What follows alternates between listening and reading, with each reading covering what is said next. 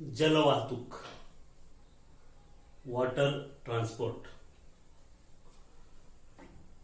जलमार्गाच्या साहाय्याने जी वाहतूक केली जाते तिला जलवाहतूक असं म्हटलं जातं. जे पाण्यातून होणारी वाहतूक, विशेषतः नदी, कालवे, समुद्र यांच्या मार्गे जी वाहतूक होते त्याला आपण काय म्हणतो, जलवाहतूक किंवा वॉटर ट्रान्सपोर्ट.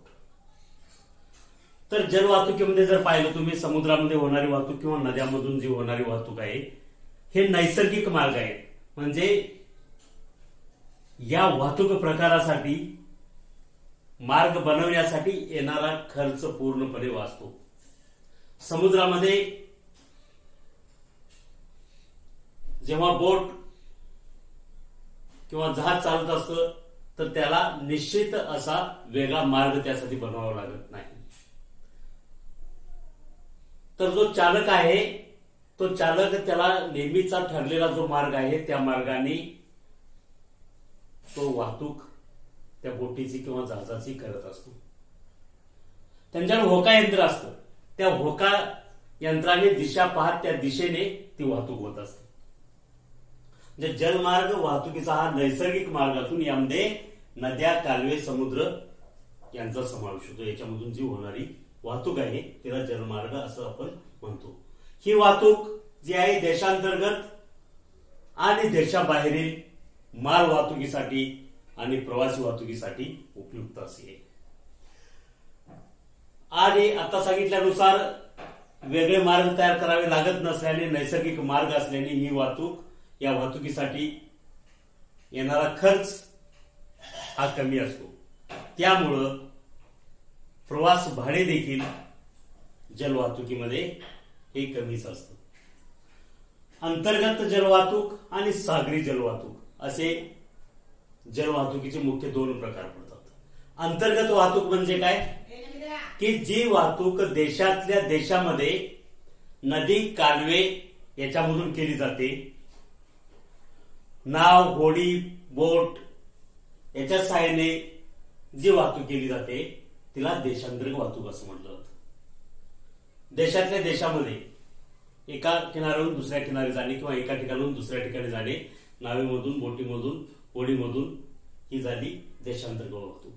या देशांतर्गत वाहतुकीमध्ये प्रवासी वाहतूक देखील केली जाते आणि छोटं छोटं साहित्य जे आहे ते देखील वाहून नेलं जातं.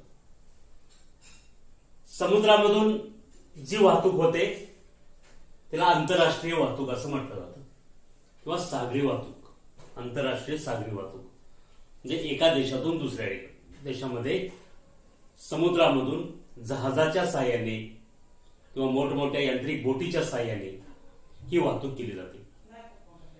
उदाहरणार्थ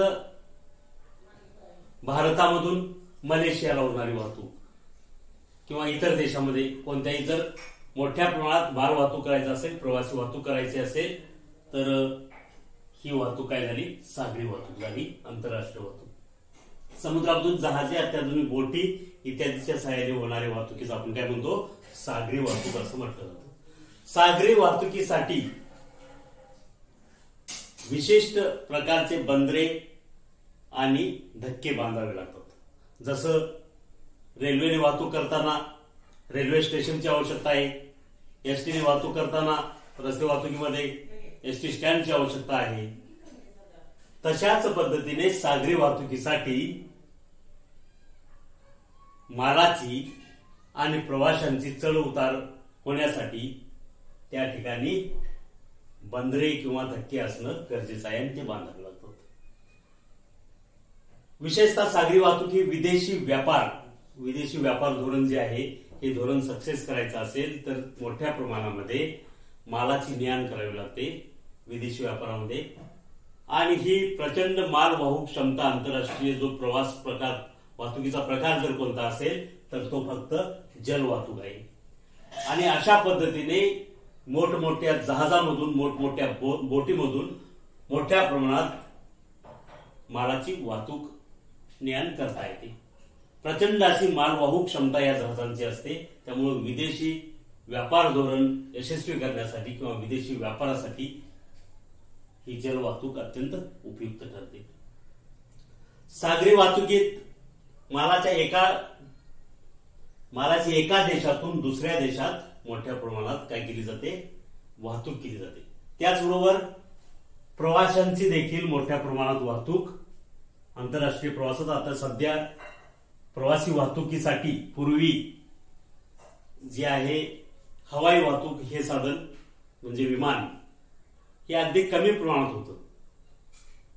पाहिजे त्या प्रमाणामध्ये अत्याधुनिक तंत्रज्ञान नव्हतं, त्यामुळं विमान वाहतूक हा प्रकार पूर्वी विकसित झालेला नव्हता. अशा काळामध्ये पूर्वीच्या काळामध्ये जास्तीत जास्त वापर आंतरराष्ट्रीय वाहतुकीसाठी, प्रवासी वाहतुकीसाठी सागरी वाहतुकीचाच वापर होत होता. माल वाहतुकीसाठी तर सर्रास अजून देखील या सागरी वाहतुकीचाच वापर होतो, पण प्रवासी वाहतुकीसाठी देखील मोठ्या प्रमाणात वापर होणारे हे साधन होतं. आता नवनवीन तंत्रज्ञानामुळे विकसनशील आणि विकसित देशांमुळे विविध प्रकारचं या ठिकाणी आपल्याला हवाई वाहतुकीमध्ये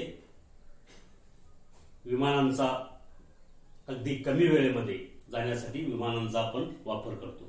या ठिकाणी हवाई वाहतूक महाग असते, परंतु वेळेची बचत होते. तसं जर सागरी वाहतुकीत पाहिलं तर हवाई वाहतुकीपेक्षा कितीतरी वेळ हा जास्त लागतो. त्यामुळे प्रवासी वाहतुकीसाठी हे साधन कमी झालेलं आहे. पण आंतरराष्ट्रीय व्यापार धोरणामध्ये मोठ्या प्रमाणात मालाची ने-आण करण्यासाठी, मालाची वाहतूक करण्यासाठी मात्र सागरी वाहतुकीचा सर्रास वापर केला जातो.